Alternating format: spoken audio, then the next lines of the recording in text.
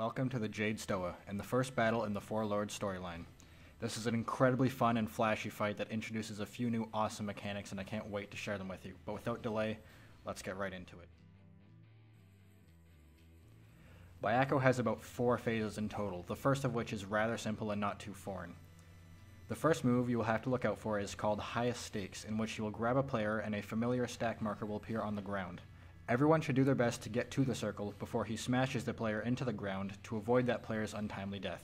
Immediately after, he will do a large AoE that will take up the entire arena except for directly behind him, so be prepared to run to the other side after Highest Stakes has landed. Next up is Unrelenting Anguish. At first, nothing will happen, but soon afterwards you will notice red balls and AoE patterns protruding outside of Byakko. These do a fair bit of damage and should be avoided. I personally recommend backing up at the start of Unrelenting Anguish to ensure you are not hit by a wayward ball or two.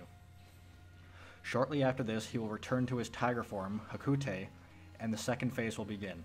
This is pretty much a simple burn phase with some AoEs that are easy to avoid. A tank will eventually be targeted with the spread marker, and he should separate as far away from the group as possible to avoid a possible wipe. It gives plenty of time to do this, but don't just wait around for it.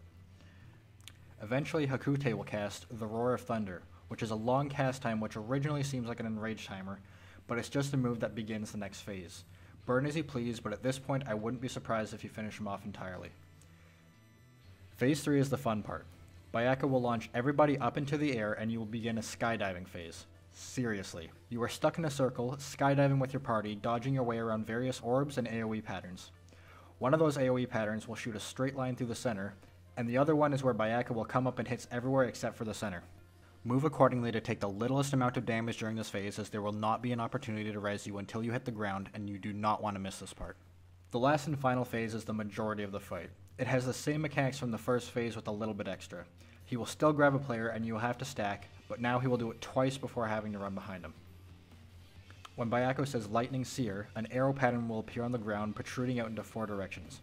Try to move in between these arrows, but before they hit, a second set of arrows will appear in between those arrows, now shooting out in 8 directions. The first 4 will shoot lightning down and then move more lightning towards the edge of the arena. You should be easily able to fit in between these bolts to move from one safe spot to the other as you dodge the attack successfully. Shortly after, a few players will be marked with these circles and should separate from the group. Tanks should pull Byakko to an edge if not already done.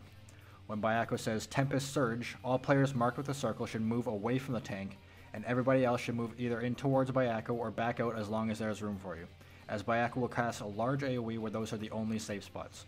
Do not go in if you have a circle, as it could cause unnecessary damage to the party if it gets stacked. The next time he says Tempest Surge, more players will be marked, but the AoE will be a big straight line down the center. Dodge accordingly. After this, he will cast Unrelenting Anguish once again, and you'll have to dodge the balls once more. This time, however, he will also do his straight AoE, which you should be familiar with by now and should be dodged accordingly. After that, rinse and repeat the mechanics, and you'll find Byakko done in no time. I'm sorry if the issues at patch launch have affected you and have rendered you unable to play this fight yet. We all know that pain by now, but when you do get the chance, this is one hell of a fight. Thank you for watching, and enjoy your time in the new patch. I'm Reki, you're not, and I will see you in whatever it is I do next.